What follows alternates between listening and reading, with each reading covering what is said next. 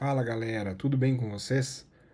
Hoje é dia 23 de novembro de 2022 e a gente está infelizmente vendo aí uma conversa sobre anulação de eleições, pedido de anulação, auditoria em urnas.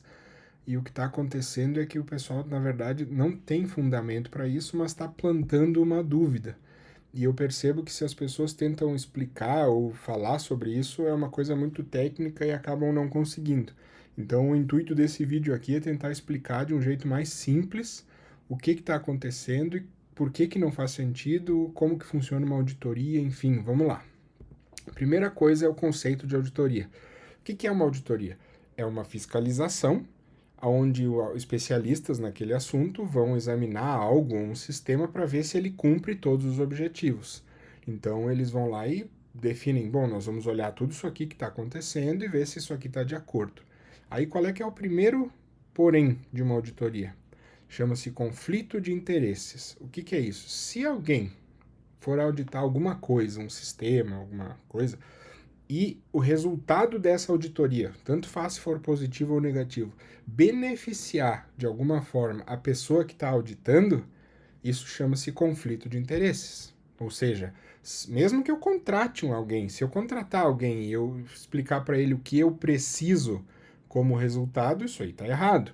Então a auditoria tem que ser sempre independente. Não pode ser uma auditoria assim que eu, dependendo do resultado, eu vá vir a me beneficiar dele.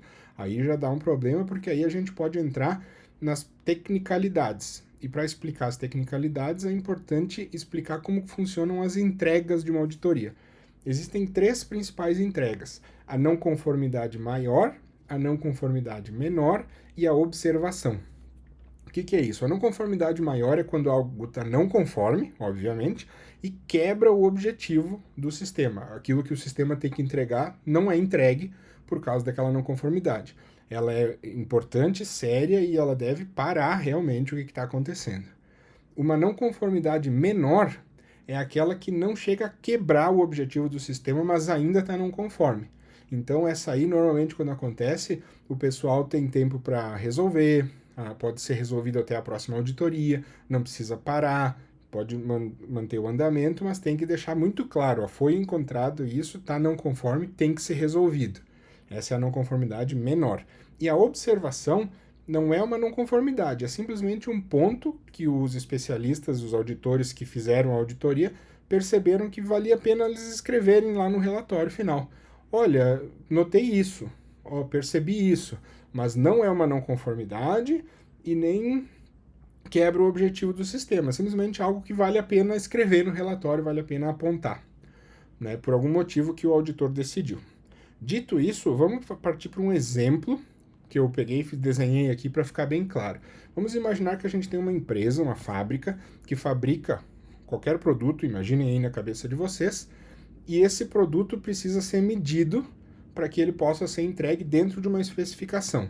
Aí, para ele ser medido e entregue dentro dessa especificação, ele precisa dos instrumentos de medição serem calibrados e aferidos. Vamos imaginar que nós temos 3 funcionários nessa produção, o João, o Pedro e o Paulo, e eles usam as trenas para medir esses produtos que eles estão fazendo e garantir que esses produtos estão na especificação. Aí eu vou lá auditar, o que eu percebo? Que a trena todas as trenas que eles usam, as 3 trenas, estão calibradas e aferidas. Perfeito. Maravilha. Então, ou seja, as trenas que eles estão usando está tudo certo. Se, por exemplo, vamos fazer uma outra simulação, uma das trenas não tivesse calibrada e aferida, mesmo assim eu ia ter que perceber o quê? Os produtos que foram medidos com aquela trena saíram fora da especificação, é uma não conformidade maior. Se os produtos daquela trena não saíram fora da especificação, é uma não conformidade menor, ou seja, a trena está não conforme porque ela não está calibrada, mas os produtos não saíram fora da especificação, ainda bem. Mas é como se fosse quase como uma sorte, né? Nesse caso ali. Aí, qual é que é o problema, qual é que é a relação disso com a auditoria das urnas, né? Vamos imaginar, aqui eu anotei mais ou menos como é que funciona o log das urnas de uma forma super simples. Nas urnas de 2020, tem um campo que se chama identificação da urna, que fica dentro do log, que é um arquivo de registro que registra tudo o que aconteceu com aquela urna, desde o momento que ela foi ligada até o momento que ela foi desligada. E também tem município, zona, bairro e seção. Nas urnas anteriores de 2020, perceberam que a identificação da urna não dá para ser usada porque é um número que é igual, se repete em todas. Mas tem também município, zona, bairro e seção. Ou seja, eu consigo identificar a urna, tanto a de 2020 quanto a anterior a 2020. Então, é uma não conformidade maior? Não, porque não quebrou o objetivo, eu consigo identificar aquela urna.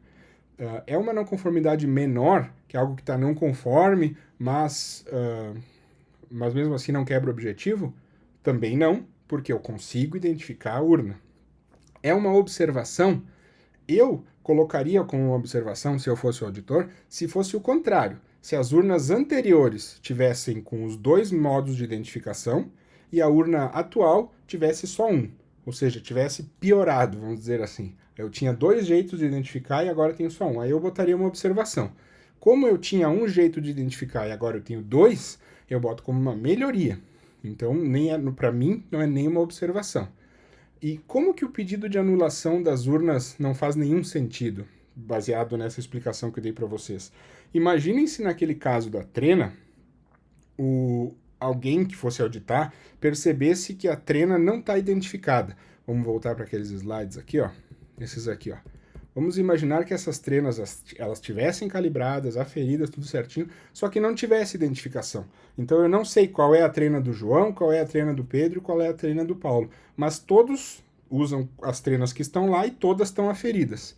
Beleza, tudo certo, mas imagina se eu fosse lá auditar e eu dissesse assim, a trena não está identificada, eu não consigo identificar a trena. Então, cancela toda a produção, trava o estoque da empresa, fecha, lacra a empresa porque precisa identificar as trenas. É mais ou menos isso. Faz algum sentido? Nenhum sentido. Só que se eu gerasse esse relatório e esse relatório, por exemplo, dessa empresa fictícia fosse para a mídia e todo mundo visse, os caras iam dizer, nossa, olha, estão auditando a empresa lá e ela está com problemas na auditoria. Aí alguém ia ter que vir, desmentir, fazer tudo isso. Então, veja como é ruim quando acontece essa plantação de dúvidas em algo que não faz nenhum sentido, né? Então, eu acho que com isso, vou voltar aqui para ficar bem desenhado aqui, ó. Como é que está nas urnas? As urnas são identificáveis. Então, o que estão dizendo naquele relatório de auditoria não faz nenhum sentido. Se o auditor for chato, muitas aspas aqui, é no máximo uma observação. No máximo, não é uma não conformidade menor e nenhuma não conformidade maior. Tá bom? Então, pessoal, espero ter ajudado vocês. Qualquer dúvida, estamos sempre aí nas redes sociais, só chamar. Um abraço!